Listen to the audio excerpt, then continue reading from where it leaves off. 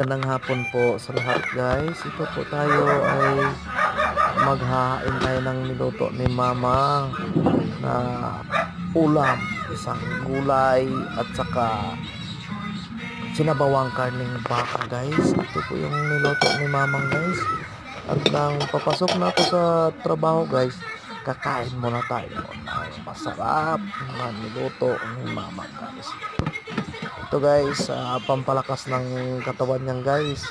Makikita nyo naman na yung ulam na niluto para talaga sa katawan. Hindi lang tayo puro mga pork na sinugba. Kailangan din naman natin ng mga gulay sa katawan guys. Ito guys, may sabaw guys, masarap guys.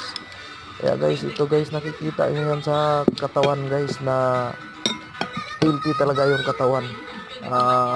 Basta gulay ang mga kinakain.